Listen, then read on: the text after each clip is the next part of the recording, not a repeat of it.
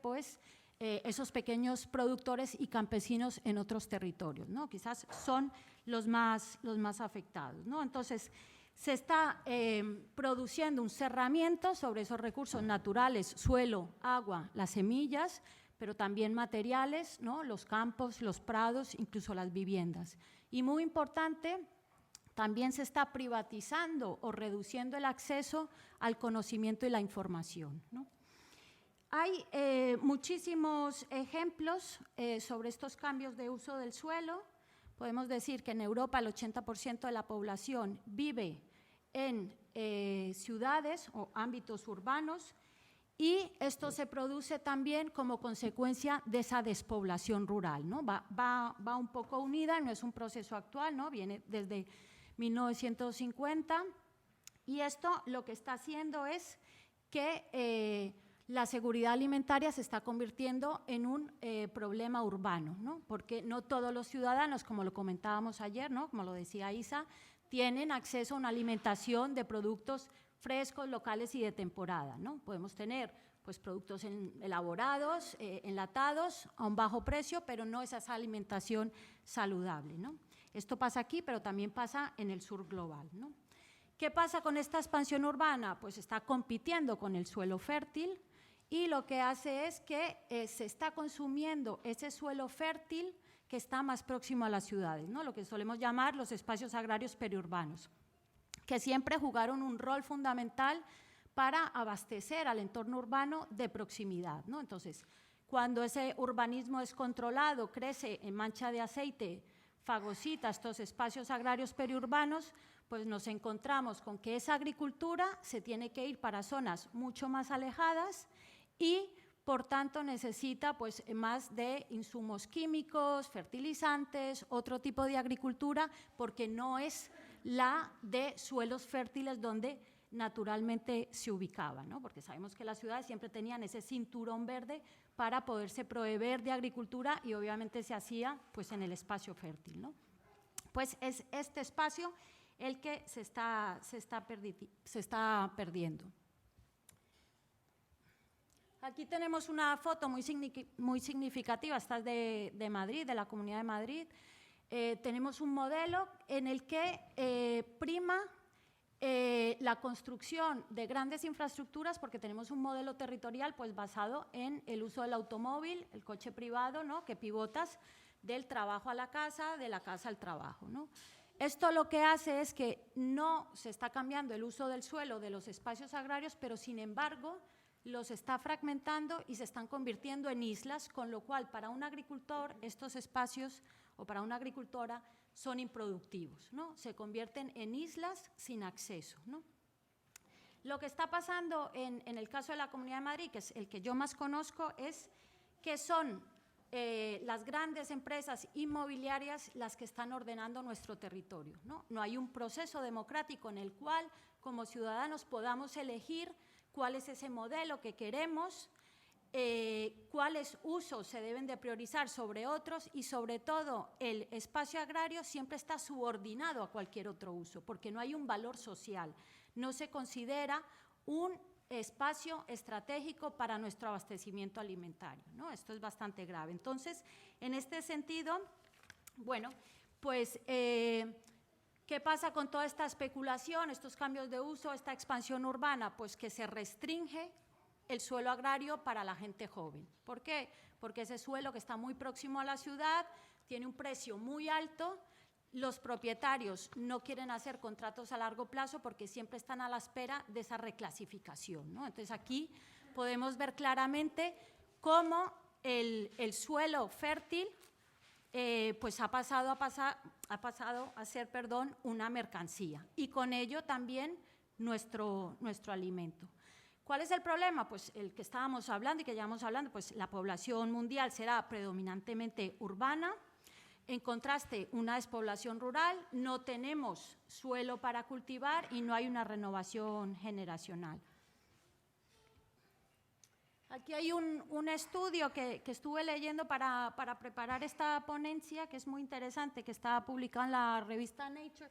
Ahí está la referencia y habla sobre los cambios de uso del suelo y dice que 1/3 de la superficie terrestre mundial solo en 6 décadas ha cambiado. Pero lo más grave es que los patrones geográficamente entre el norte y el sur son divergentes, son opuestos, ¿no? Mientras en el norte se está produciendo un abandono de la agricultura y una matorrealización, es decir, que cuando se deja cultivar, pues los matorrales ocupan ese suelo y se pierden esos paisajes, ¿no? Ahí también se pierde pues esa tradición, ese saber hacer, ¿no? Ahí detrás hay un montón de cosas que se pierden, mientras que en el sur lo que está pasando es que se está produciendo una gran deforestación y una expansión de las fronteras agrícolas, ¿no? Entonces, aquí podemos decir que la seguridad y soberanía alimentaria tiene una fuerte dimensión geoestratégica, ¿no? Que antes no la teníamos en cuenta, ¿no?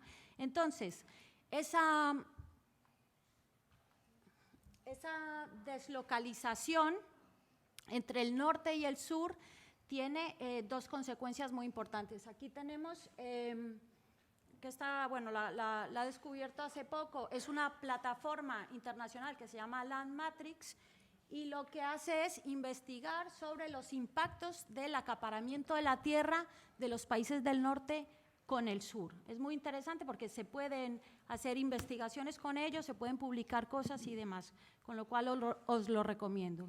Bueno, pues lo que está pasando es que empresas transnacionales están comprando suelo, sobre todo América Latina, Sudeste Asiático y África subsahariana, están comprando esos suelos para exportar alimentos, pero alimentos básicos. No estamos hablando de frutas tropicales, no, estamos hablando de alimentos básicos y eso tiene un efecto directo en la resiliencia alimentaria del norte, ¿no? Porque estamos perdiendo agricultura,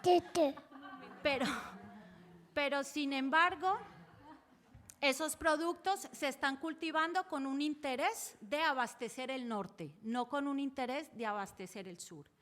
Y en el sur la implicación que tiene es, se está comprando territorio a explotaciones familiares, ¿no? En los que participaban toda la unidad familiar, se venden estas parcelas a empresas transnacionales, el hombre pasa a ser un empleado y un asalariado, ¿no? Es un poco lo del dicho de pan pa' hoy, hambre pa' mañana, y esas fronteras agrícolas se han expandido, ¿no? Porque ese modelo territorial que tenemos aquí actualmente pues afecta ese modelo territorial también que hay en el sur.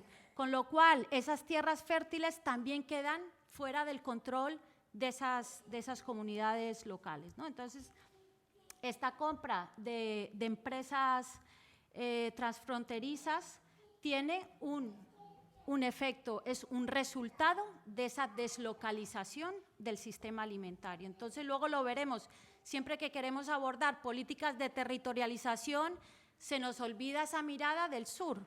En la literatura inglesa se habla mucho del local trap, ¿no? Que es como que solo estamos fijándonos en nuestra escala local o regional y no nos estamos dando cuenta que hay otras luchas de comunidades que se están viendo afectadas por ese acaparamiento de esos recursos, con lo cual creo que la escala debe de ampliarse siempre, esa mirada, ¿no?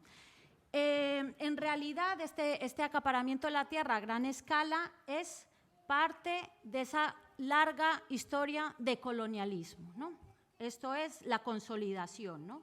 Es, al fin y al cabo, países que no llegan a mejorar sus rentas y que finalmente se repite esa mercantilización de sus recursos, ¿no? Sobre todo para proveer de alimentos y energía al norte.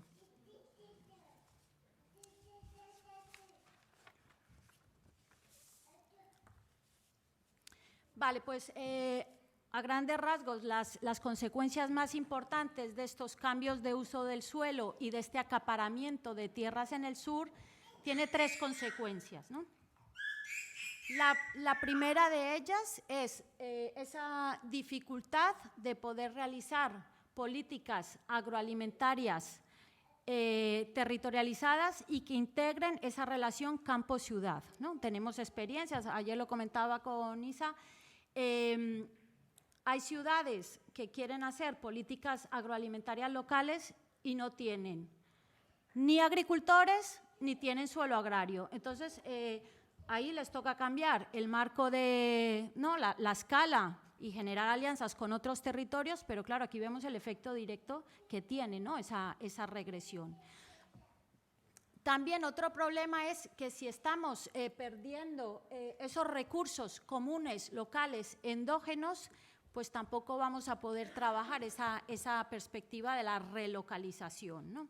Y por último, pues lamentablemente se ha precarizado la vida de los y las productoras en todos los sentidos, ¿no? Vemos cómo el sur de España se ha convertido en la zona que se abastece, tiene mano de obra inmigrante, que no está regulada, ¿no?, que tiene unas condiciones muy precarias. Esas explotaciones familiares no tienen renovación generacional porque no hay una viabilidad económica, ¿no? El precio del suelo es un factor fundamental.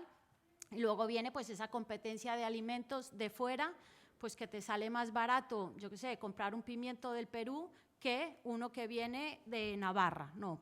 Entonces, en este sentido, pues el resultado es la precarización de esa comunidad campesina, agrícola, productiva, que al final pues, ha sido la encargada de gestionar nuestro alimento y que es un recurso vital, ¿no? En este sentido, no podemos vivir sin alimentos, por lo tanto, necesitamos de la agricultura y la agricultura necesita de esos espacios agrarios, con lo cual tenemos que ser firmes en no seguir con este modelo territorial, con ese enfoque tan depredador, ¿no? Bueno, desde este punto de vista se está trabajando en un marco conceptual alternativo. Algunos consideramos que es interesante ponerle nombre a las cosas, no quedarnos en lo etéreo.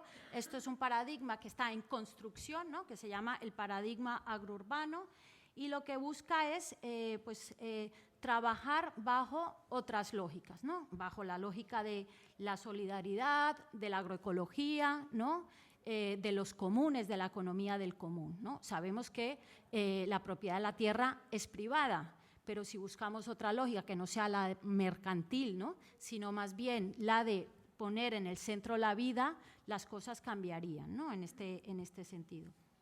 Para esto hay varias propuestas, ¿no? Una de ellas es que el alimento, el paisaje y la agricultura se conviertan y se consideran como commons, ¿no?, como comunes, los necesitamos. Y no estoy hablando solamente los del norte, sino los del sur, ¿no? Aquí hablamos en general de ese patrimonio tan importante para nosotros. Y en este sentido lo que se busca es, a través de una acción política, fortaleciendo el ámbito normativo, el conocimiento colectivo y el control democrático de esos recursos comunes, el suelo, el agua, las semillas y demás, podamos avanzar hacia otro modelo territorial, ¿no? En este sentido, desde el paradigma del proyecto agrourbano, hay un papel estratégico que juegan los espacios agrarios, no solamente para alimentarnos, sino también por lo que supone el disfrute a poder estar en esos paisajes, ¿no? Que siempre cuando vamos a los pueblos lo que nos gusta es caminar pues, por esos paisajes que han sido gestionados históricamente pues, por esa comunidad agraria, ¿no? Entonces, en ese sentido, pues buscamos recuperar todas esas cuestiones y, por supuesto, con la idea de relocalizar y territorializar el sistema alimentario, recuperando esos circuitos cortos tradicionales, ¿no? Entonces, bueno, os tengo aquí 3 ejemplos. Bueno, uno de ellos es un impulso que se está haciendo desde la Federación Intervegas. La Federación Intervegas es una plataforma a nivel estatal, es una organización que no está constituida como asociación, sino que es fluida, cualquier persona puede participar y, bueno, pues con los años hemos elaborado una propuesta de ley para que los espacios agrarios se protejan. No solamente estamos hablando de los espacios agrarios patrimoniales, porque siempre se piensa, no, la huerta de Murcia, la de Valencia, ¿no?, que tiene ese valor patrimonial, ese es el que hay que conservar. No, aquí también estamos hablando pues, de esos espacios agrarios que muchas veces están degradados, que muchas veces han perdido esos elementos patrimoniales, vinculados con la actividad agraria, pero son fundamentales para asegurar el abastecimiento alimentario de proximidad, ¿no? Entonces tenemos, esta ley se entregó en el Congreso, pero se disolvió y ahora, después de muchas negociaciones, hemos conseguido que el Ministerio de Medio Ambiente sea quien acoja la ley y en septiembre se empieza ya a trabajar con algunas puntualizaciones con la ley. Se hace desde el Ministerio de Medio Ambiente porque el lobby de las grandes latifundios, sobre todo del sur de España, es tan importante que no la podíamos meter por agricultura, que hubiera sido lo lógico, ¿no? Pero bueno, aquí también entran otras cuestiones como que también hay una biodiversidad en el suelo que también tenemos que proteger, ¿no? No solamente estamos hablando de una base física para cultivar. Bueno, pues esta es una iniciativa que creo que es bastante interesante. Lo que busca esta ley es que cada comunidad autónoma haga un mapa sobre esos suelos fértiles y que una vez estén clasificados no se puedan reclasificar hacia otros usos. Y entonces hay dos tipos, el suelo fértil, el que está en Las Vegas, el que tradicionalmente ha sido de cultivos, y otro suelo que es agrario, que no es tan fértil, pero juega un papel fundamental para conectar espacios agrarios que estaban fragmentados, ¿no? Eso que vimos al principio, esa fotografía de las grandes infraestructuras, pues muchos agricultores y agricultoras van en su tractor y se encuentran pues con una gran infraestructura y ya no pueden acceder, ¿no? Entonces, aquí se busca también la conectividad territorial, ¿no? Proteger y conectar, ¿no? Volver a tener otro modelo territorial, es un poco lo que se llaman las infraestructuras verdes, ¿no? Desde aquí, ¿cuál es el problema? Bueno, pues que esto es la sociedad civil quien entrega un proyecto, una ley que ya estaba cerrada y muy elaborada, pero son las comunidades autónomas las que van a decidir finalmente qué suelo se debe proteger o no. Y aquí yo creo que la ciudadanía pues, tiene que estar activa, porque si no nos vamos a encontrar con bueno, que se va a proteger lo que ya está protegido y poco más, ¿no? Bueno, en Valencia también han hecho bastantes iniciativas, esto no solamente es de Intervegas. Otra cuestión que yo considero muy importante y creo que, bueno, pues aquí sobra en este encuentro, pero hay que reforzarlo. Yo creo que es muy importante que el conocimiento científico se ponga a disposición de las comunidades. O sea, no podemos caer en ese enfoque competitivo en el que nos están metiendo las instituciones, y creo que debe de haber una implicación real desde el conocimiento científico para crear conocimiento de base agroecológica que proteja y fortalezca la agricultura en nuestros territorios, ¿no? Aquí, este es uno de los tantos ejemplos, pero aquí en el Estado español se hizo un trabajo bastante importante para reflexionar cuál debería ser el modelo de parque agrario. El parque agrario es un modelo que lo que busca es, como este gráfico lo muestra, no se ve muy bien, por un lado, proteger el espacio agrario, blindarlo para que no pueda tener un uso mercantil, ¿no?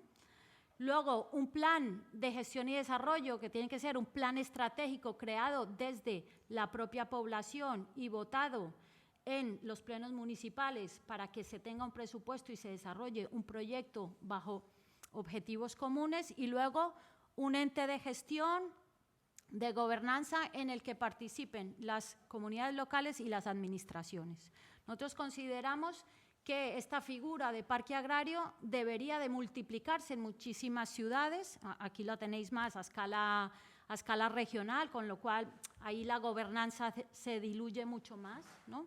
Pero creo que este es un modelo que, si las comunidades locales o los agentes locales se empoderan, pues podemos conseguir resultados bastante positivos, porque en definitiva el parque agrario lo que busca es fortalecer la dimensión ecológica, la dimensión económica del sector productivo. Si lo abordamos desde un enfoque agroecológico, tendremos asegurada una alimentación de calidad, tendremos asegurada una dimensión social, es decir, se seguirán gestionando esos paisajes, y desde una perspectiva ambiental pues tendremos unos servicios ecosistémicos de buena calidad, ¿no? Entonces, en ese sentido, como se ha construido el modelo es, Si tenemos agricultura, tenemos esas otras dos dimensiones, ¿no? La social y la ambiental. No estamos hablando de un parque natural, estamos hablando desde una perspectiva económica, ¿no? Del circuito corto y de fortalecer la cadena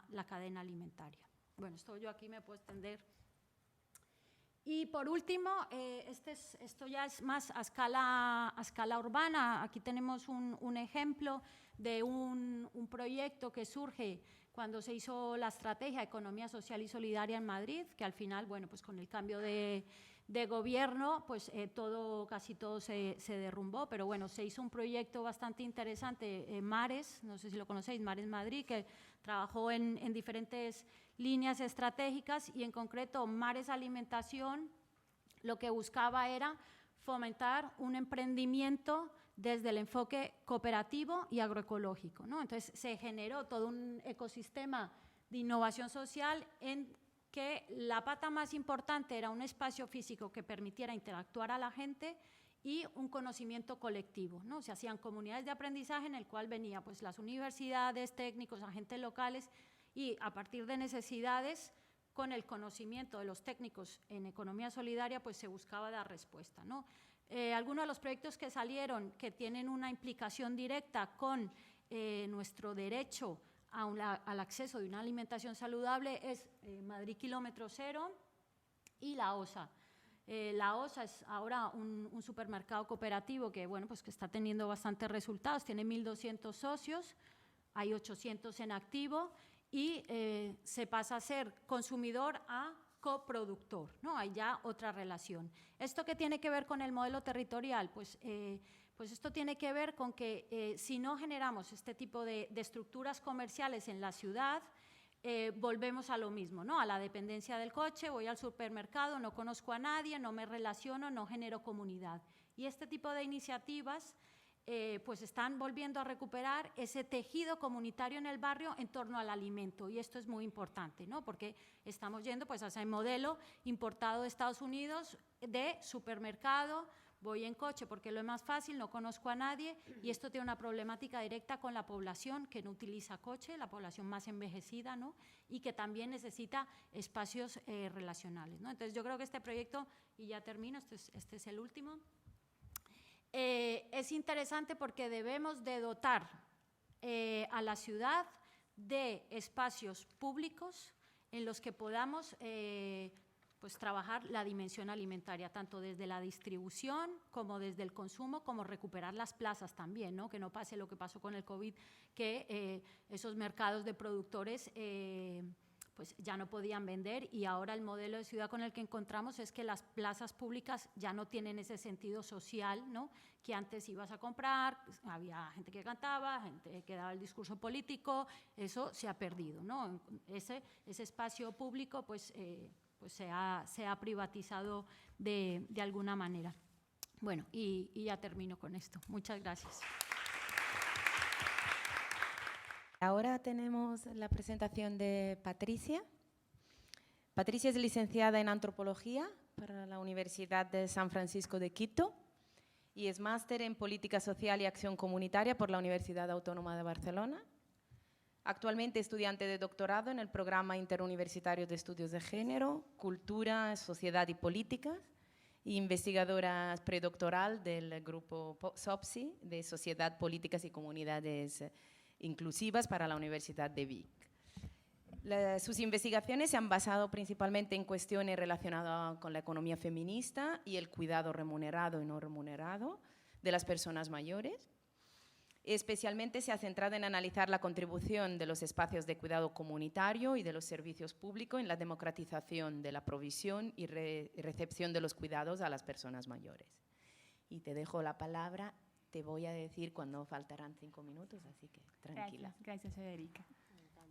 Ya, listo. Bueno, muy buenos días con todas y todos. Es para mí como un placer y me siento súper feliz de poder compartir esta mesa con mis compañeras de diferentes geografías del sur global. Me hace como muy feliz poder compartir las reflexiones con ustedes. Y bueno, a la luz de la temática que convoca esta mesa, me ha parecido como un poco pertinente traer un poco de las reflexiones que yo misma he encontrado en mi proceso de trabajo de campo haciendo la tesis. Y bueno, podría hablar de muchas cosas, pero hoy he decidido centrarme específicamente en 2 casos. Bueno, yo trabajo básicamente con espacios de con programas de cuidados comunitarios para personas mayores impulsados por las administraciones públicas y hago un estudio comparativo entre Quito y Barcelona. Y en cada ciudad analizo 2 programas de cuidados comunitarios. Entonces, para el día de hoy compartiré las experiencias, las reflexiones prácticas a la luz de solamente 2 de los casos, uno en Barcelona y uno en Quito.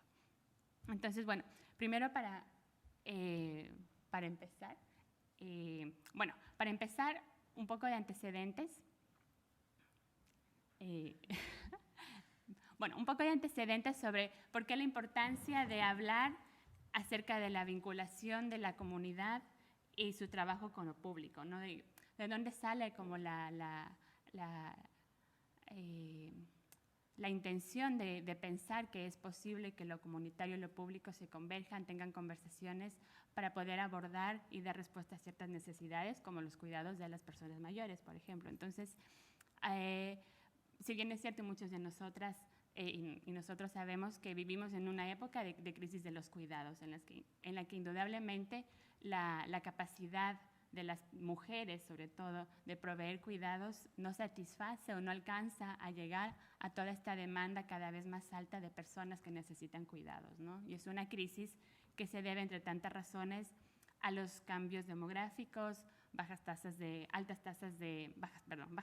fertilidad, altos índices de esperanza de vida, políticas neoliberales que han neomercantilizado o individualizado, ¿no? la asunción de los riesgos, y un sinfín de eventos que al coincidir llevan a esta crisis de los cuidados y que también nos llevan a replantear tanto política como socialmente quiénes están respondiendo a esta crisis, ¿no? Cómo se responde a esta crisis.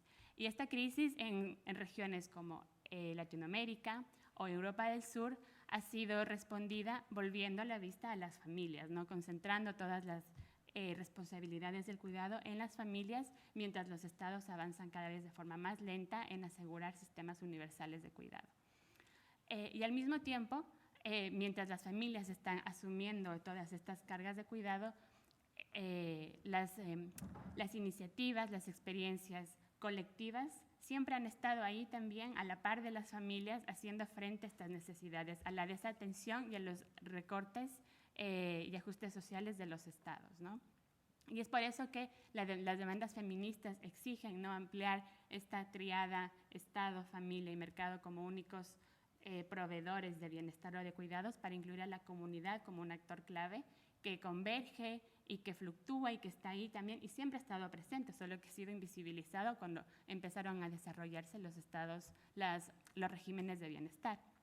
Entonces, pensar en la comunidad como un agente activo que provee bienestar nos hace también pensar en su relación con otros agentes como el Estado, el mercado y las familias. Y en concreto, con respecto a su relación con el Estado, es importante pensar que apelamos a la comunidad no en una vieja lógica sobre el asistencialismo o el voluntariado tradicional, sino la comunidad como este agente que permite socializar el riesgo de los cuidados y que se convierte en una parte integrante para exigir y garantizar derechos, ¿no? Para apoderar a la ciudadanía, para apropiarse de, como lo mencionábamos ayer, apropiarse de las demandas, exigirlas y también dar una respuesta, ¿no? No es simplemente pensar en un actor que provee bienestar, sino también que conjuga unas tramas para apelar a otras instancias también. Y luego que desde los análisis políticos más convencionales, si es que no se considera la comunidad dentro de los análisis de las previsiones públicas, está dejando de lado una realidad importante acerca de cómo en las sociedades nos estamos proveyendo de bienestar. Entonces, eso da lugar a políticas públicas más precarias y básicamente incompletas, que no toman en cuenta a otra gente que siempre ha estado ahí y al que recurrimos. Muchas veces el Estado regresa a ver de forma utilitaria, como lo comentaré más adelante. Y luego, a la luz de estas reflexiones, hay nuevas interrogantes, ¿no? Una, por ejemplo, como cuál será el papel de los servicios públicos para activar la respuesta comunitaria y qué retos implica esto, ¿no? ¿Qué valores animan a una comunidad de cuidados a buscar alianzas con instancias institucionales? ¿Cómo es posible trabajar en conjunto, proveer cambios sustanciales y respetar la independencia, tiempos, ritmo y modo de hacer de las comunidades? Y otro sobre de qué manera se lucha contra el encaje neoliberal del comunitarismo, que un concepto de Cristina Vega Martínez y Paredes, es decir, sobre las condiciones precarias del voluntariado selectivo y asistencialistas en los que generalmente pueden caer muchas tramas comunitarias, ¿no? Entonces, con estos antecedentes, me ha parecido en la investigación que ahora estoy realizando muy pertinente y a la vez como una interpelación personal, ¿no? Quito ha sido mi hogar por 22 años y ahora Barcelona es un nuevo hogar para mí, entonces poder comparar estos dos contextos que afortunadamente también sacan a la luz experiencias tal vez distintas de este vínculo entre el Estado, lo público y la comunidad, pero que de forma distinta han confluido en resultados más o menos paralelos, ¿no? Tenemos en América Latina, digamos, un contexto que si bien no se puede generalizar a toda la región, pero que más o menos ha seguido un camino en el que en los últimos tiempos las personas han acudido a la oferta pública no estatal, es decir, ONGs, organizaciones del tercer sector, etcétera, para poder satisfacer sus necesidades que no son provistas por un Estado que está ausente, ¿no? Entonces, mientras ocurre esto, los estados han visto que es pertinente o que es posible, sugieren, ¿no?, hacer como relaciones directas y volver a estos agentes del tercer sector y utilizarlos para poder seguir proveyendo necesidades atendiendo las demandas de las comunidades, pero esto ha terminado en lugar de una activación de los agentes en territorio y de un trabajo corresponsable en conjunto, sino de un traslado de responsabilidades públicas a agentes del tercer sector, ¿no? Entonces, en medio de esta situación también encontramos a la par un contexto en Europa del Sur que en cambio, bueno, desde mediados del 2000 ha habido una respuesta colectiva frente a la crisis, ¿no? Un ajuste estructural que ha originado con una sobrecarga del trabajo de cuidados en las mujeres, ha dado lugar a respuestas colectivas de distinta índole,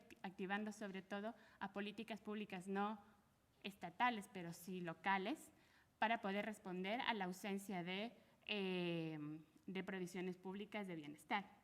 Entonces, bueno, mientras se dan estas respuestas, también ha habido como una pugna acerca de el rol que debería, en esta época, los 2000, por ejemplo, una pugna sobre el rol que deberían ocupar los estados, ¿no? O la ausencia más bien que debería tener el Estado para poder garantizar este bienestar. Como menos Estado, más libertad, pero bueno, más libertad para elegir qué. Entonces, aún así, las respuestas colectivas se han mantenido y se han ido fortaleciendo a la luz también de lo que las respuestas locales en los municipios, en las ciudades, también es posible hacer. Entonces, teniendo estos dos contextos, hay como digamos, no la semejanza, pero sí la articulación en la que pueden converger, es que hay el surgimiento de, como un llamado político, ¿no? Hay un surgimiento a volver a las comunidades que han estado invisibilizadas para, de cierta forma, hacerle frente a una lógica mercantil, pero también a la gran estructura del estado de bienestar, ¿no? Que es una estructura muy lejana a las necesidades más próximas de las personas y poder aportar con herramientas y otras alternativas posibles para la supervivencia de ciertos colectivos, ¿no? Entonces, con esta intención de poder comparar estos dos escenarios, surgen también preguntas pertinentes, pero tomando en cuenta contextos muy específicos sobre a quién estamos o quiénes necesitan cuidados, ¿no? Porque la conversación entre comunidad y Estado no es la misma en relación a quienes necesitan también esos cuidados. Y ahora podemos pensar en las personas mayores, ¿no? Un sector poblacional cada vez más necesitado de diversas atenciones, sobre todo en lugares con altos índices de envejecimiento como el sur de Europa y una América Latina que va por ese camino, ¿no? Entonces, Pero este contexto también tiene varios matices. En primer lugar, pensar que existe una desigualdad entre la provisión y recepción de cuidados de personas mayores, ¿no? Que ha sido asimilada enteramente por las mujeres. Luego también que hay un envejecimiento feminizado. Son las mujeres quienes tienen más altos índices de esperanza de vida y que llegan a superar, a sobrevivir a varones, y que ese envejecimiento también tiene matices y formas de analizar diferentes, interpeladas por el género también. Y luego, otro de los aspectos también importantes sobre qué necesidades o demandas encontramos dentro de una población mayor cada vez más envejecida y que no encuentran respuestas en los poderes públicos, podemos pensar en cómo las situaciones o las demandas relacionales, me refiero a las situaciones de soledad no deseada y de riesgo de aislamiento de las personas mayores, son demandas que, aunque se viven de forma con mayor agudeza y con mayor... Perdón.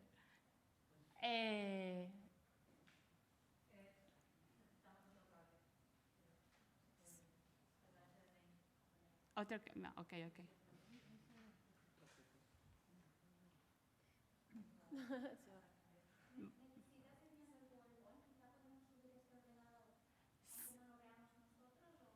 Sí, bueno, es que para las siguientes partes era muy importante el PowerPoint, pero que me interesaba que lo vean ahí. No esto, sino... Pero bueno, más adelante tal vez sí voy a necesitar, pero bueno, avanzo y sin problema. Entonces, ahí... Volviendo, entonces hay un contexto de envejecimiento muy particular, envejecimiento feminizado, desigualdad en la provisión y recepción de cuidados y también un conjunto de necesidades relacionales de las personas mayores, me refiero a las situaciones de soledad no deseada y riesgo de aislamiento, que encuentran una difícil respuesta en un estado de bienestar central, ¿no? Un estado que no es próximo, un estado que no puede estar ahí donde la comunidad o donde las personas lo necesitan, ¿no? Porque sobre todo destapar los casos o las necesidades relacionales de las personas mayores es muy complejo y el Estado no puede llegar a este microcosmos de necesidades que son tan particulares, ¿no? Entonces, frente a necesidades que son universales y que son inevitables, como lo público, pero también lo comunitario, que es más próximo, que está localizado, pueden converger para dar respuesta a este tipo de demandas. Y luego también, como otra de las preguntas que surgen es de qué manera lo público y lo comunitario han trabajado para poder luchar contra las desigualdades de género que siempre han caracterizado la provisión de los cuidados y que no se desmarcan también de la atención a necesidades relacionales de personas mayores, por ejemplo. Entonces, esta está bien. Sí, entonces, a la luz de estas reflexiones también me he planteado dos de los objetivos que me interesan en la tesis y que voy a intentar desglosar un poco en la presentación. El primero es entender cuál es según la percepción de personas usuarias, voluntarias y trabajadoras de ambos programas, cuáles los alcances de esta intersección entre lo público y lo comunitario para, en primer lugar, permitir la socialización de las necesidades relacionales de personas mayores que siempre han estado resueltas o se han intentado resolver al interior de las familias, ¿no? Cómo pueden salir de las familias para ser respondidas entre la administración pública y la comunidad, y también cómo esta interacción permite superar barreras de género en la provisión de cuidados. Y el otro objetivo también es entender qué valores sociales y políticos animan a la construcción de redes comunitarias impulsadas por administraciones públicas. No es lo mismo un valor político de delegación o de imposición a la comunidad de la respuesta a una demanda que un valor político impulsado por la corresponsabilidad, ¿no? Por el trabajo más horizontal.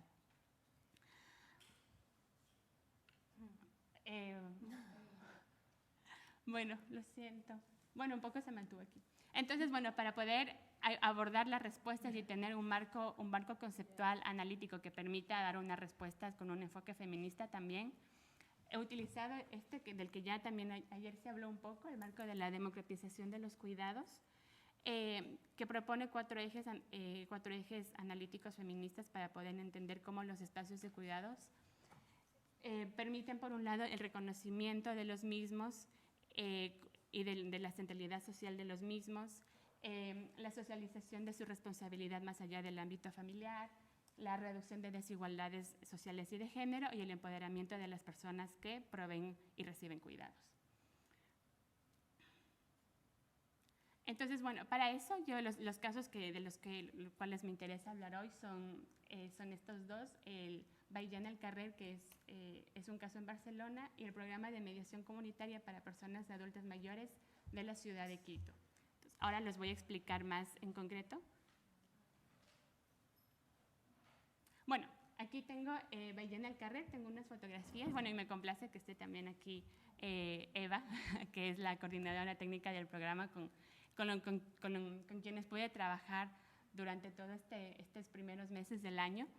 Y bueno, para explicar un poco qué hace este programa, es un programa que nace en el año 2009 en el barrio de Poblesec, a la luz de una detección de situaciones de personas mayores que no podían salir de su casa por problemas de movilidad y también por barreras arquitectónicas, ¿no? Entonces, en el barrio se detectan estos casos de estas personas y junto con la Agencia de Salud Pública se crea unos mecanismos para poder ayudar a estas personas, que es con personas con competencias técnicas poder bajarlas a la calle utilizando una silla oruga o sillas especiales con ciertos apoyos y luego en la calle poder reconectarlas con el territorio a partir de actividades grupales y actividades comunitarias, ¿no? Entonces, la idea no es solo que las personas salgan a la calle, sino que puedan conectar con los equipamientos del barrio y volver a ver a sus vecinos, vecinas, pero conectar en comunidad, ¿no? Y el programa tuvo, en sus comienzos como piloto, tuvo mucho éxito, de forma que luego se convirtió en un programa de ciudad. Y también se realiza en toda Barcelona, básicamente está presente en toda Barcelona, pero únicamente en Poblesec se mantiene el enfoque comunitario, porque en Poblesec es gestionado por la coordinadora de entidades del barrio. Entonces son las entidades del barrio organizadas quienes han respondido a esta demanda de sus vecinos y vecinas. En cambio, en los otros barrios de Barcelona, como económicamente no ha sido sostenible, el programa puede resultar muy caro según las versiones oficiales, pues lo gestiona Cruz Roja, ¿no? Pero únicamente ya se reduce, ya cambia la visión, es bajar a las personas a la calle sin esta visión de conectarlas en comunidad. Y luego hay otra parte en Nou Barris que lo gestiona una empresa. Entonces, bueno, la situación ya es vista como un encargo, ¿no? La empresa sí lo ve como un encargo, al menos Cruz Roja entiende que es un convenio. Pero bueno, se dan cuenta de la diferencia, ¿no? Desde Poblesec, que lo asume como una tarea propia, como una apropiación de esto y lo resolvemos en común, hasta el convenio de Cruz Roja y el encargo de la empresa, ¿no? Bueno, esto es Baillén El Carrer y luego el otro caso, que es el caso de Quito, que es el programa de mediación comunitaria con personas mayores en Quito. Este programa nace en un museo de la ciudad de Quito, que es el Museo de la Ciudad. Es un museo financiado con fondos públicos, es un museo público, pero que en el museo los mediadores comunitarios del museo, sin una interpelación del museo a trabajar con la gente mayor, sino como un impulso o una necesidad, porque el museo hubo un tiempo en el que se encontraba muy cercano a un equipamiento público del barrio. Entonces la gente mayor iba mucho al museo y a la luz de esta conexión con la gente mayor empezaron a surgir grupos de trabajo con personas mayores y desde el 2012 se ha mantenido un grupo muy homogéneo de trabajo y este grupo muy homogéneo del trabajo se reúnen desde el 2012 hasta ahora, son 14 personas, se llama el Grupo Memoria del Ayer y a través de huertos urbanos, grupos de discusión, talleres creativos y demás, lo que hacen es además de una reflexión sobre qué significa ser una persona mayor en Quito, también es una reflexión y el museo se ha convertido en un apoyo, una contención, en un acompañamiento a personas que son muy gustosas por saber, pero que no, en sus casas, en sus hogares no encuentran esos estímulos, una respuesta a esos estímulos, ¿no? Entonces, y bueno, son las personas trabajadoras del museo quienes llevan adelante el programa, ¿ya? Y bueno, lo que voy a hacer ahora es como contar, más o menos tengo ciertas categorías de acuerdo a los objetivos que les mencioné anteriormente y poder darnos cuenta de cómo, ya en lo práctico, cómo funciona la relación de lo público y lo comunitario en cada uno de estos casos, ¿no? Por ejemplo, Baiyena al Carrer, que es el primer caso, ¿no? Pensando en el objetivo 2 que les indiqué. Son 2 objetivos en el primero, pero que es el 2 de mi tesis. En cómo se reparten, la pregunta, por ejemplo, en cómo se reparten lo público y la comunidad los costes financieros, de salud y bienestar emocional de las actividades, ¿no? Entonces tenemos a un ayuntamiento de la ciudad de Barcelona que concentra el coste económico, o casi la totalidad del coste económico del proyecto, que también se financia de otras partes, pero que financia la totalidad del coste económico, ¿no? Mientras tanto, el proyecto, ya a la luz de cómo funciona de forma autónoma, gestiona los costes emocionales, los costes de salud del trabajo cotidiano, ¿no? Pero hay un apoyo económico ahí que le permite ser sostenible en Poblesec. Me estoy refiriendo en concreto a Poblesec. Luego, ¿de qué manera se implican comunidad, administraciones públicas y el mercado en la organización del cuidado? Tenemos a un ayuntamiento, que es la administración pública, que financia, cuya única implicación es financiar económicamente y hacer un seguimiento y evaluación del proyecto. Pero digamos que se mantiene al margen y que ha sido muy respetuoso del proceso y de la forma de llevar el proyecto en la comunidad, ¿no? La lógica de trabajo nació en Poblesec y se ha mantenido, y el Estado, la administración más bien, ha tomado esto como un modelo para poder replicarlo a nivel de ciudad, ¿no? Y una cosa importante es que Baiyena al Carrer es un proyecto, lo que ha permitido también que perdure el proyecto a lo largo del tiempo es que es situado, ¿no? Y la proximidad del territorio permite una mayor facilidad para gestionar voluntariado propio, hacer actividades grupales y del barrio, cosas que, claro, la Cruz Roja no se puede imaginar. Podrá gestionar voluntariado, pero no se puede imaginar hacer todo lo que es posible hacer en un lugar de proximidad como el barrio, ¿no? Y luego, al preguntarnos sobre cómo se reparten entre lo público y la comunidad los retos que implican reducir la desigualdad de género, podemos entender que aunque Baiyena al Carrer no se propone deliberadamente feminizar las actividades de cuidado, no se propone que la mayoría de personas voluntarias que vengan sean mujeres. Es una cuestión como espontánea que refleja, eso sí, una estructura de desigualdad feminizada que ya es más amplia, pero que al mismo tiempo se acepta que existe y se continúa como la espontaneidad, se continúa aceptando que existe, no hay una acción, una política concreta desde la administración para trabajar en la feminización del cuidado. Pero sí que es cierto que, por ejemplo, las personas voluntarias de Baiyena al Carrer pueden ser muy diversas, en ciertos momentos más feminizadas que en otras, pero la voluntad de romper las barreras de las desigualdades de cuidado están como, no se concretizan en políticas institucionales ni desde la administración. Luego, sobre estos mismos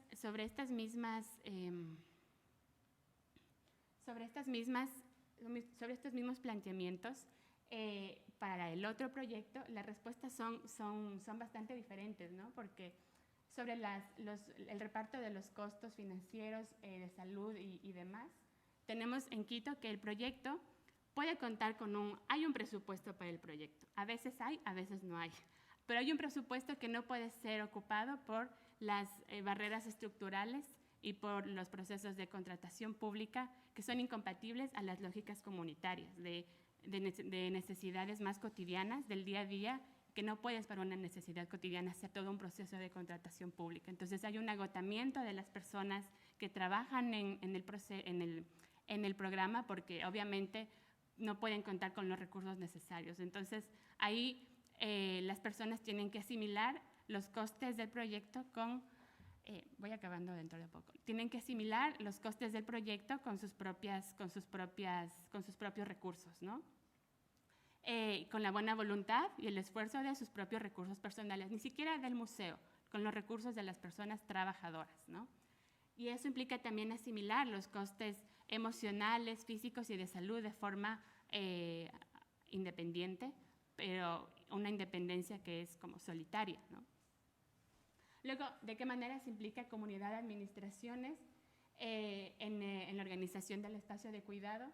Sí que es cierto que el proyecto nace de la vinculación con espacios, con equipamientos públicos, pero las actividades de cuidado están concentradas 100% en las personas mediadoras, en las personas trabajadoras del museo. Y son personas que son iniciativas que nacen de la iniciativa personal, que han sido colectivizadas entre este grupo de trabajo, entre estas personas trabajadoras, pero que han crecido en esta colectivización, pero que no han sido institucionalizadas. Entonces, como no, lo que decíamos ayer, está la comunidad haciendo cosas, pero no hay una documentación de metodologías de trabajo. Si tenemos gente que por mucho tiempo lo ha dado todo, pero su metodología, los esfuerzos no han sido documentados, no han sido institucionalizados. Entonces, si un día estas personas no están, ¿qué pasa con este grupo de personas mayores? Deja de existir. Y luego, ¿cómo se reparten entre lo público y la comunidad los retos que implica reducir la desigualdad de género? Es interesante porque las personas de la comunidad se han planteado seriamente conversaciones, debates para cuestionarse las desigualdades de género en el cuidado y estereotipos de género, ¿no? Es interesante cómo las personas trabajadoras y la gente de la comunidad tienen estas conversaciones muy frecuentes, pero que se quedan ahí. Tampoco hay políticas institucionales ni del museo en sí que acoge esta comunidad, ni desde la administración pública, ¿no? Entonces, sucede que bueno, se admite que existen estas desigualdades, pero no se hace nada para poder abordarlas.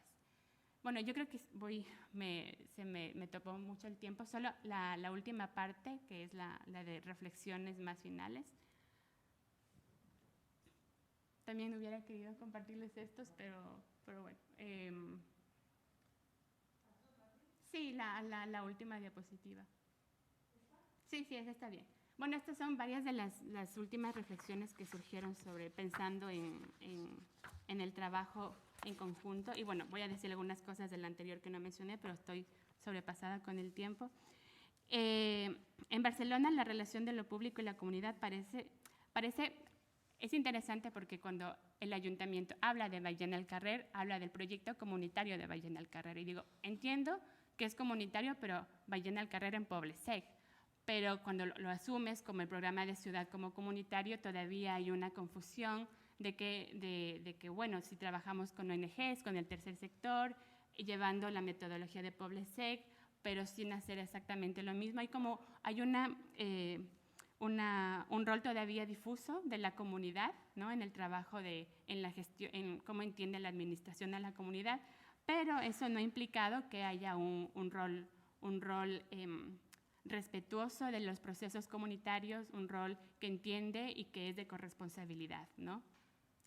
En Quito, las comunidades han surgido para ocupar los vacíos en contextos de ajuste estructural, porque si bien es cierto, esta comunidad de personas mayores en Quito existe, la administración reconoce que existe, pero es utilitario finalmente, la reconoce como, bueno, es el proyecto de la fundación. Todos lo felicitan a la administración por este proyecto, pero quienes lo llevan adelante son personas totalmente precarizadas, personas cuyo salario no se equipara con el trabajo que están haciendo. Una cosa importante es que el trabajo a nivel local permite conversaciones más directas con la comunidad.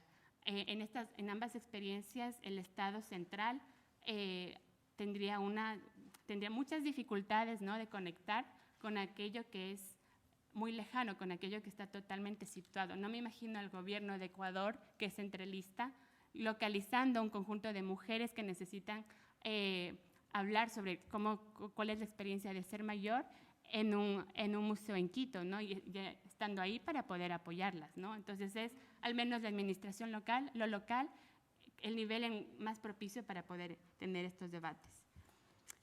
Y luego, finalmente, pensar en que sí es cierto que la distribución de capacidades entre los barrios, de capacidades asociativas, está desigualmente distribuida, ¿no? Por eso mismo, Baillén al Carrer no ha podido retomar la misma enfoque de trabajo en todos los barrios porque las capacidades de los otros barrios no están abocadas a este tipo de respuestas o no tienen capacidades asociativas fortalecidas como Poble-sec, ¿no?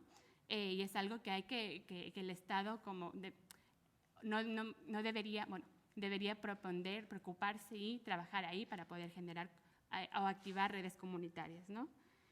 Y bueno, y luego finalmente el debate de las personas voluntarias y personas trabajadoras atendiendo un conjunto de necesidades relacionales, ¿no? A veces se piensa que las necesidades relacionales deben ser solamente entendidas por personas con buena voluntad y personas con el deseo de hacerlo, pero la profesionalización del trabajo de cuidados también queda todavía ahí como un hilo que está ahí, que flota, porque finalmente si queremos reconocer el trabajo de cuidados y su centralidad y dignificarlo, también hay que profesionalizar a quienes lo proveen y no pensar que simplemente porque son personas que se sienten solas las podemos atender con un trabajo voluntario, que está muy bien, pero luego cómo atendemos de manera eficiente y de manera coordinada, estructural, la respuesta a la soledad no deseada, ¿no? Más allá del voluntarismo. Pero bueno, eso, y muchas gracias por el espacio y perdón por pasarme tanto de tiempo.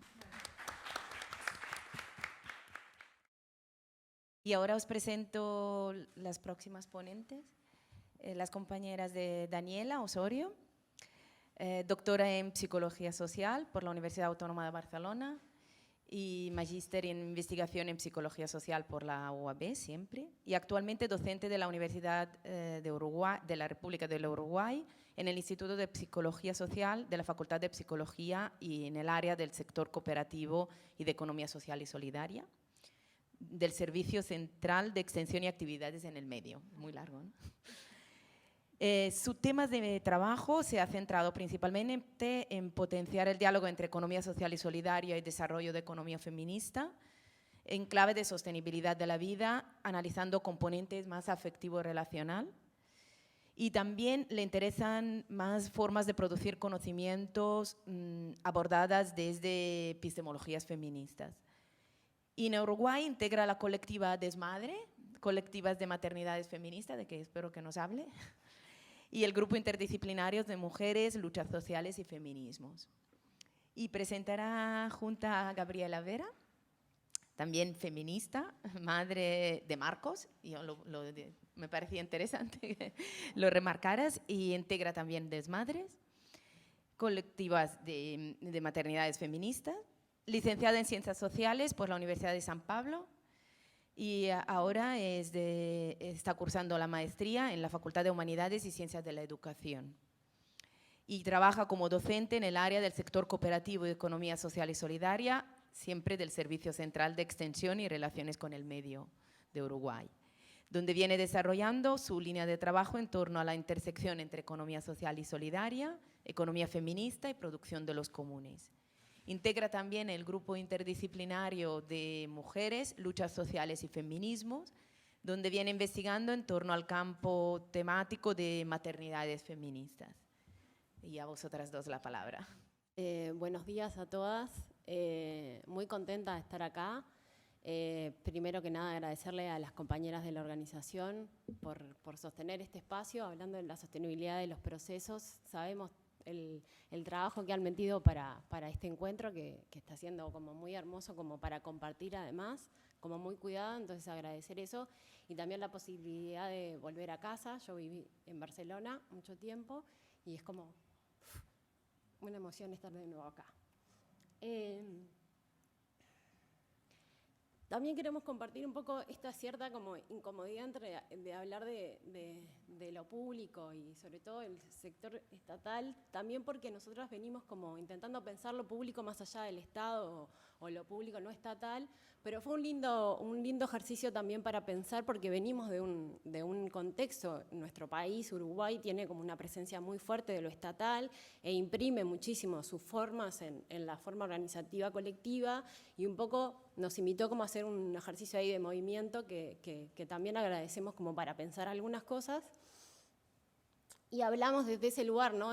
Con una pata en la academia y otra pata en el activismo, ¿no? Y como docentes también tratando de pensar desde ese lugar de la extensión universitaria, que tiene mucho esto que decía hoy Carolina, de producir conocimiento ¿no?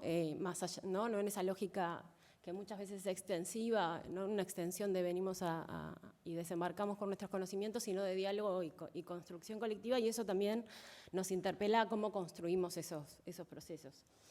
Y nada, lo que queríamos hacer hoy era compartirle un poco desde dónde partimos en esa amalgama hasta de conceptos e ideas desde las cuales nosotras nos fuimos construyendo y habitando esto de pensar el entre para pensar otras formas de lo político.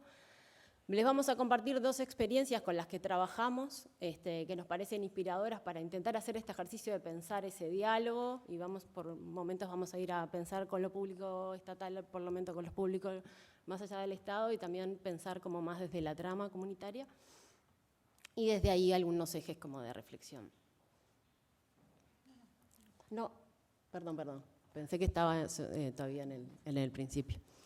Y bueno, nada, en esto de contarles un poco cuál es esa amalgama, articulación de posiciones, nosotras venimos de pensar desde la economía social y solidaria como ese campo tema en disputa que entendemos nosotras que está con esa pata entre esas experiencias más tradicionales, por lo menos en Uruguay se ha desplegado de esa manera, pero también un poco de lo que la experiencia que tenía acá también de esa transición entre esas experiencias más tradicionales, cooperativas, mutualismo, a todas esas experiencias que se han inspirado desde los foros sociales mundiales y donde la impronta en Latinoamérica ha sido muy fuerte, donde ya la figura cooperativa no es central, sino que empieza como a tramar desde otro lugar, con experiencias muy diversas que ponen el acento también no solo en la relación de lo humano y la centralidad de la vida humana, sino también de la vida no humana, y ahí desde los huertos comunitarios, las experiencias de merenderos y ollas populares a cuestiones como que entraman en redes colectivas, comunitarias. Entonces, en todo ese campo es que intentamos pensar,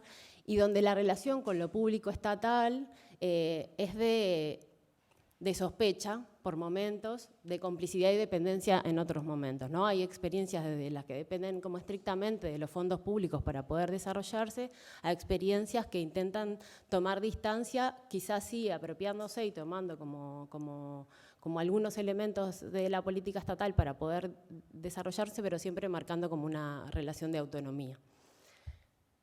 Entonces, en ese espacio empezamos como también en este diálogo, nosotras nos empezamos a inquietar, igual que Marina contaba ayer, qué pasaba en ese campo tema desde una mirada feminista, y cómo hay una clave que para nosotras fue fundamental en este despliegue de la economía feminista, particularmente los trabajos, ¿no?, de Cristina Carrasco y Amaya Pérez Orozco, para nosotras fueron como inspiración para pensar ese ejercicio de ir más allá de esa lógica binaria del pensamiento, ¿no?, productivo-reproductivo, y sobre todo lo que empezábamos a ver en las experiencias de economía social y solidaria, que era el eje de lo productivo, tomaba centralidad a la hora del desarrollo y del despliegue de las experiencias, obviando todo lo que tiene que ver con esa esfera de trabajo productivo, el trabajo de cuidado.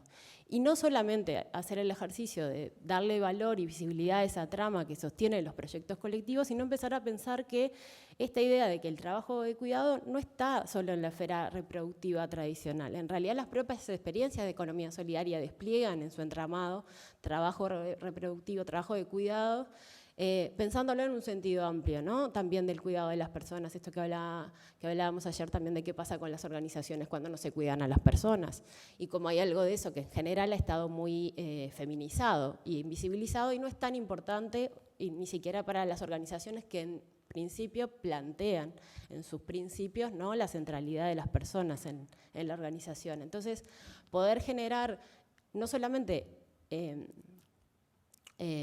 visibilidad sobre esos procesos, sino también intentar pensar de otro modo. O sea, el ejercicio es tratar de salir de cierta lógica binaria que a veces establecemos y que no nos permite hablar de esas fronteras porosas y ese entre que en realidad inspira mucho para también pensar alternativa, ¿no?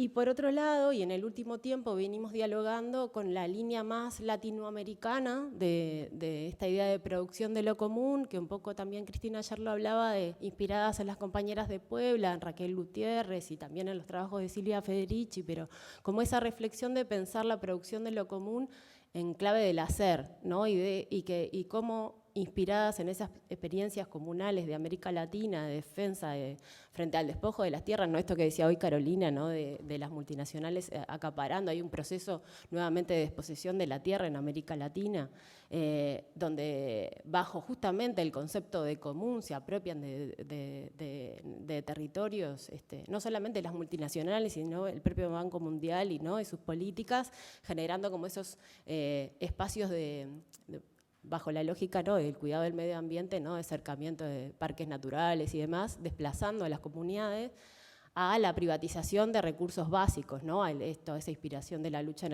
por el agua en Bolivia, pero pensando en esos procesos de producción de lo común, donde, escuchándonos ayer con esto de los comunes reproductivos, desde la mirada latinoamericana no existe producción de lo común sin la centralidad de la esfera reproductiva como base de esa gestión colectiva comunal, que es más allá del Estado y el mercado, y donde las mujeres son protagonistas en esa defensa de lo común. Entonces, nuevamente esta idea del entre no es pensarlo como en claves separadas, sino pensar que en realidad la producción de lo común se basa en esa esfera reproductiva como el centro de la organización.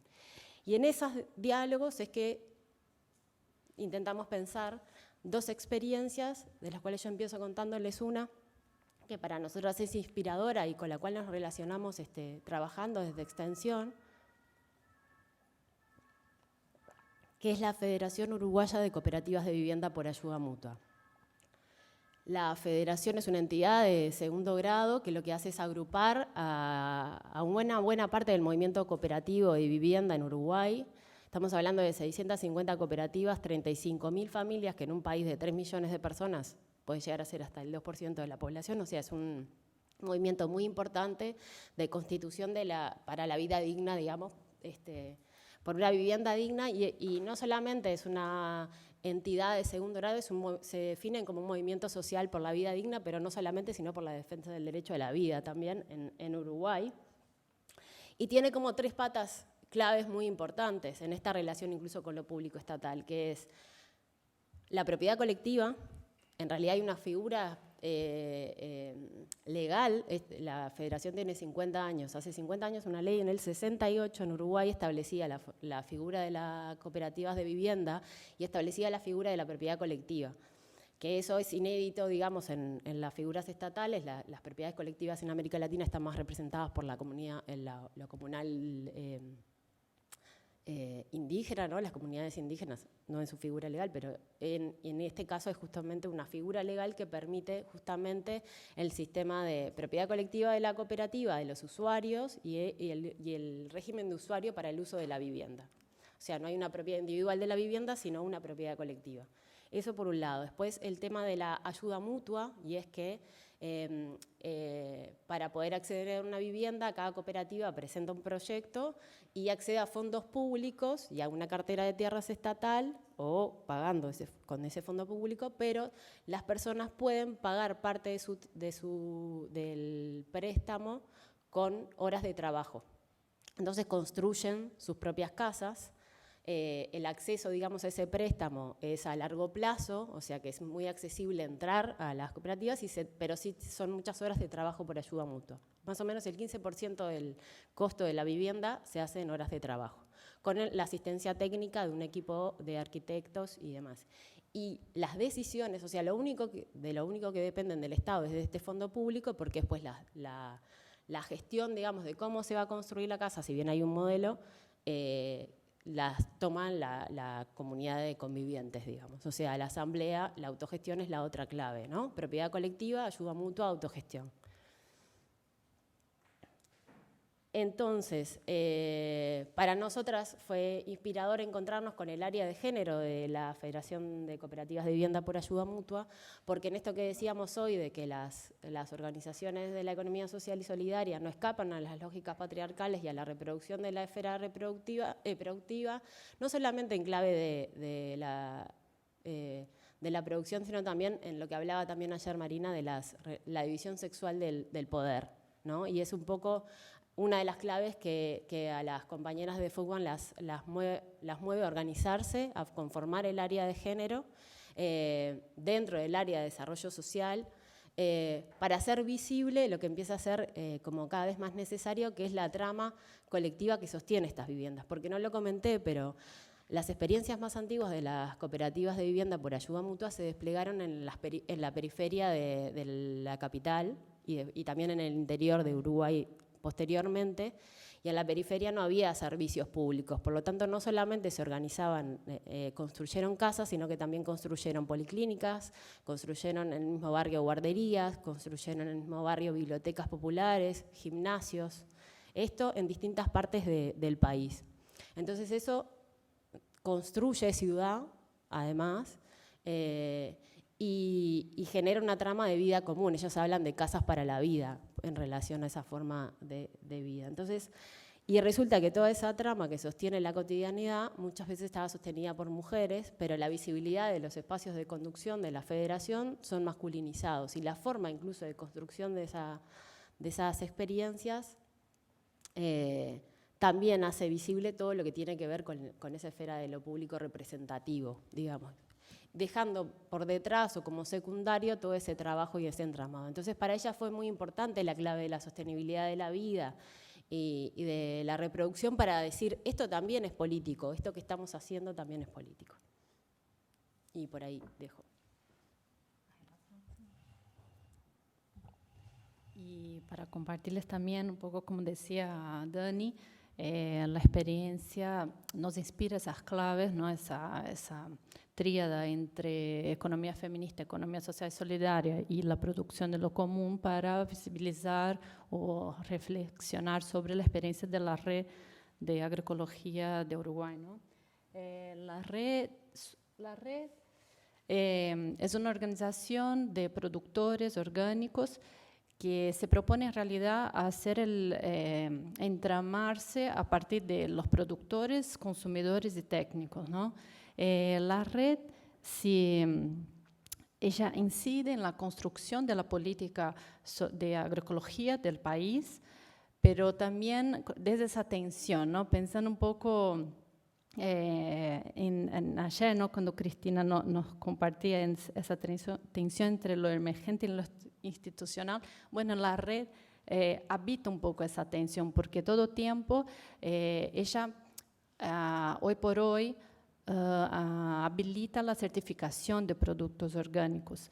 Es decir, a través de la red se autocertifica a partir de una certificación participativa entre sus miembros. Esta conquista fue a partir de una incidencia y presión de la construcción del marco legal de la certificación participativa, ¿no? Entonces, primero, el Estado uruguayo promueve un marco legal.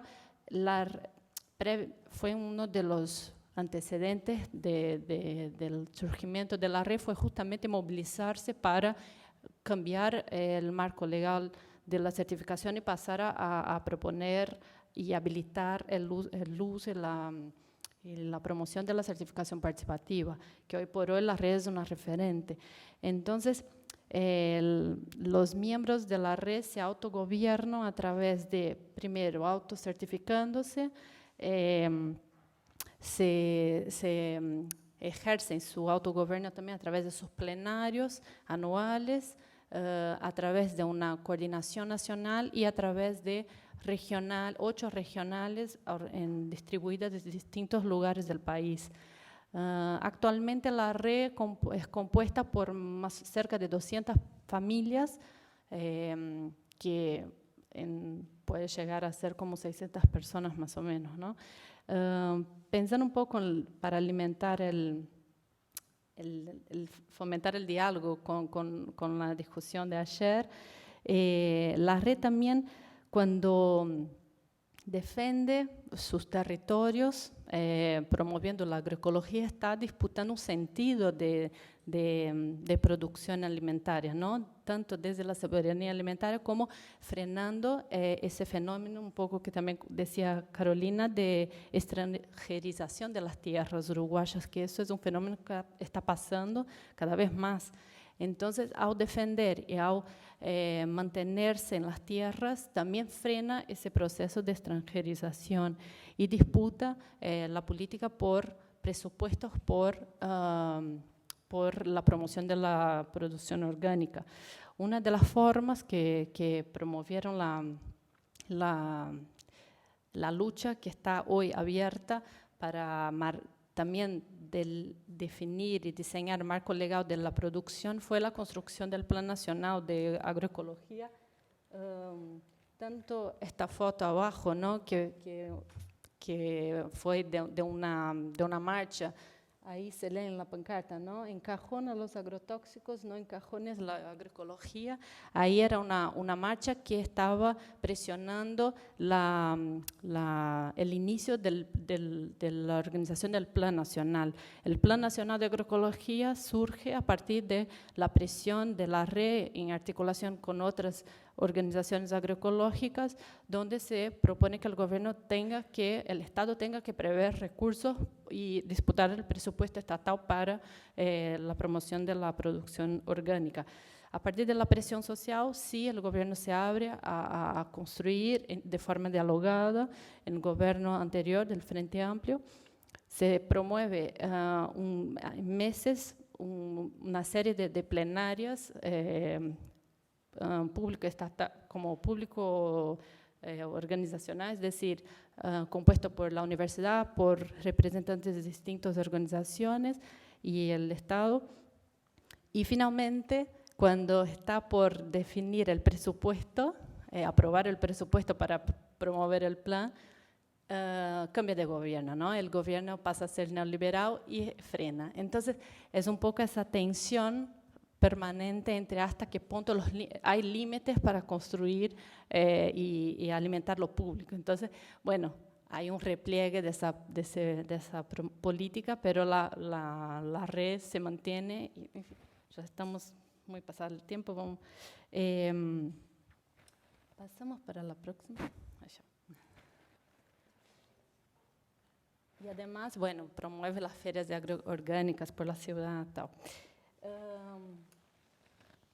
Para nosotras es fundamental, esas dos experiencias nos posibilita pensar que es posible habitar ese entre, ¿no? De esa tensión permanente entre, bueno, cómo reforzar las tramas comunitarias, pero también dialogando con una política estatal o presionándola, ¿no? A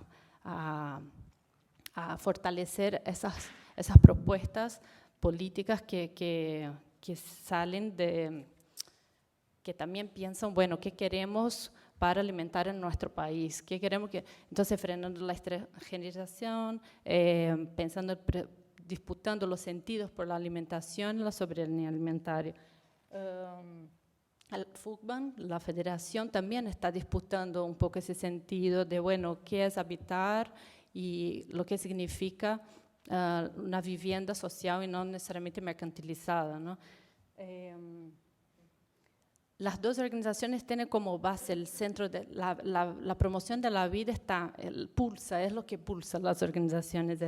Si miramos desde una mirada estadocéntrica, lo político ahí estaría mucho más reducido a, bueno, en las formas de representación que tiene, pero si ampliamos esa mirada, vemos que hay publicidad en toda esfera de estas dos organizaciones, tanto en la promoción de las ferias, en los encuentros anuales, en las disputas de los sentidos también de, bueno, qué queremos comer, en fin, qué significan los agrotóxicos para nuestra salud, en fin, son distintos sentidos de disputa que están ahí y esa es política también, ¿no? Y esas dos experiencias también se basan en esas tramas afectivos comunitarios, porque se sostiene a partir de ahí. Cuando cambia el gobierno y finalmente no se aprueba el presupuesto, ¿quién sostiene la lucha? Esa trama afectiva, porque es un golpe también del Estado hacia la organización. Esa trama mantiene la lucha abierta y pensando, bueno, qué estrategias tenemos en común para seguir, ¿no?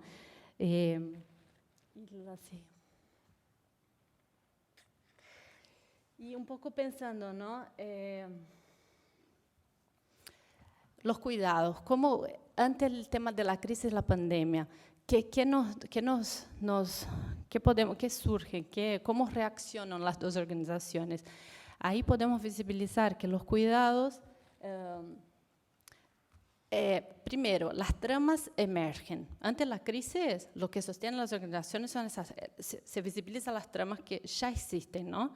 Entonces, por un lado, la federación, donde los complejos habitacionales, la gente produce cotidianamente un común de convivir de los espacios comunes, el vivir el encierro ahí no fue lo mismo que vivir el encierro en barrios comunes urbanos. Es decir, la gente ya nos compartía, ¿no?, esa experiencia. Bueno, no fue más a la escuela, se suspendieron las escuelas, pero por suerte las niñas podían bajar y jugar entre ellos. Nosotros compartimos los cuidados entre los vecinos, ¿no? Como esa trama ya previa existe, la seguridad de que está cuidado por el vecino ya es una cotidianidad que muchas veces el encierro no ha afectado directamente, como niñas que, bueno, sí viven solos, muy nucleados en la familia y que sí vivieron más fuertemente el encierro. Cuando pensamos en el mundo rural, los cuidados, hicimos un relevamiento desde la UEC, donde trabajamos, y averiguamos eso, que ellos nos contaban. Bueno, en realidad la suspensión de las escuelas, a nosotros, yo no sentí tanto, porque mis hijos y mis hijas trabajan con nosotros en el campo, ellos están ahí integrados, ellos van a los plenarios, ellos están ahí, como que no, se nota que los cuidados ya está familiarizados, ¿no? Como ustedes decían ayer, ya la desfamiliarización un poco ahí existe, tanto en los complejos habitacionales cuando los cuidados compartidos emergen, porque ya es algo que existe, como en el campo, algo que en realidad, bueno, vamos y continuamos algunas reuniones y las niñas están y habitan estos lugares productivos y reproductivos. Esa escisión, un poco ustedes decían ayer, la división ahí emerge porque ellos están integrados al hacer cotidiano del campo, ¿no? Esa resolución, ayer Dani comentaba un poco las ollas populares, rápidamente, nuevamente esa trama emerge en Uruguay, porque la respuesta ante la crisis no fue el Estado diciendo, bueno, damos una merienda o damos un ticket, no fue, el Estado quedó paralizado y rápidamente surgen las ollas populares, que son esa resolución de la alimentación a través de justamente la integración ahí entre campo y ciudad, porque muchos de los merenderos fueron sostenidos también por alimentos que venían de los productores, ¿no? Además de otros lugares, pero ahí surge también esa trama y se resuelve el problema en 700 ollas en pocos meses, ¿no? Que se sostienen de forma autogestiva. Entonces ahí decimos, bueno, hay un saber hacer del producir y de sostenerse que rápidamente se moviliza. Y eso es una historia política, ¿no? Es un hacer de... y bueno, nada, como que refuerza ese entramado campo-ciudad que donde el campo también gana un poco más de protagonismo, de, bueno, sostener la vida en la ciudad ante una crisis sistémica de encierro, de falta de trabajo remunerado, que ahí es otro tema. Los productores están más independientes del trabajo asalariado y ahí no se impactan con la pérdida de ingresos. Justamente al revés, se incrementa la demanda, como ustedes también decían ayer, hacia el producto orgánico. Ellos se ven desbordados por una demanda que no puede atender. Entonces son fenómenos que pasaron ante la crisis que nos pensaba, bueno, qué interesante también pensar que, bueno, podemos, y cómo aprovechar esa un poco como decía Cristina, como no dejar caer algunos debates que la crisis nos puede ayudar a visibilizar, sobre todo sobre, bueno, qué alimentamos, cuáles son los efectos, por qué llegamos a donde estamos, ¿no?, la crisis. Y el debate agroecológico también iba por ahí, ¿no? Y la última, para finalizar.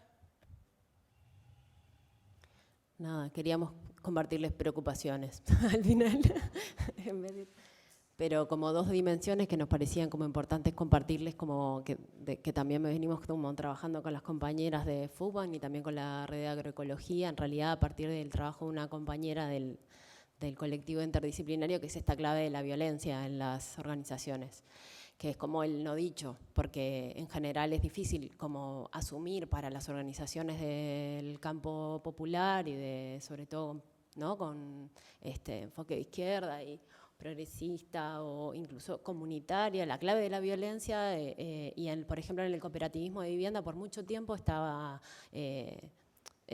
solapado, y en el último tiempo hubo un trabajo muy fuerte, también en inspiración a la lucha en el Río de la Plata sobre todo, y en América Latina desplegó mucho el tema de la violencia organizativamente para los feminismos, y eso impactó en la federación a tal punto que se empezó a trabajar el tema de la violencia de género a nivel colectivo, y pasó de ser un problema privado a ser una responsabilidad de la cooperativa. Y a tal punto que había un tema central que era la titularidad son usuarias, pero en general la titularidad hay una figura más muy familiarista en el cooperativismo de vivienda, y la titularidad en general era masculina, y lo que sucedía ante una situación de violencia de género era que quien se quedaba en la casa no podían echar al compañero porque era el titular. Entonces, una de las modificaciones que esa situación genera es que se produce una defensa de la cotitularidad en las cooperativas para poder como superar esa situación, pero lo más potente y lo más importante es esta desprivatización del problema de la violencia y de colectivización, donde la propia asamblea define qué hacer con la situación. Se generan tramas colectivas de compañeras alrededor de la compañera violentada para poder atender la situación, y se trabaja en esa línea y se construye como todo un relato que hoy ha hecho que la FUCBAN asuma ese tema como un eje central de trabajo desde la federación, ¿no? O sea, fue de las bases a la federación y con este trabajo. Y nos parecía importante compartirles ahí como esa dimensión. Y en la red en la red de agroecología se está trabajando, pero todavía cuesta mucho más. Algo en relación a lo que ustedes contaban ayer de cómo la agroecología, la mirada feminista está como entrando, pero cuesta. Bueno, en Uruguay está en ese proceso también, porque estas situaciones de violencia también se reproducen a la interna de las organizaciones. Y por último, compartirles esta idea de esto que hablamos un poco y que venimos trabajando en el núcleo de los comunes que tenemos allá en Uruguay, que es como esa doble deformación de cómo muchas veces las lógicas estatales deforman a las organizaciones. Esta clave de la representación que se reproduce en las propias organizaciones colectivas y que genera ese lugar de visibilidad de lo público, de lo importante, ¿no? A partir de los espacios de toma de decisiones, en la pirámide, digamos, de las organizaciones, y todo lo que tiene que ver con la trama que sostiene, que hace posible los colectivos, está invisibilizada, desvalorizada, feminizada. Entonces ha habido un trabajo de las propias organizaciones para empezar a revertir ese proceso, pero es como lo que más está costando, digamos, de cambiar a la hora de encarar la situación y poder como transformar esos lugares. Es muy interesante el trabajo de las compañeras de FUCBAN entre visibilizar de hasta dónde querer asumir determinados espacios de toma de decisiones y de poder son necesarios, y hasta dónde en realidad es necesario fortalecer esa trama que sostiene las bases para poder en realidad hacer un cambio como más profundo y radical en los propios procesos colectivos.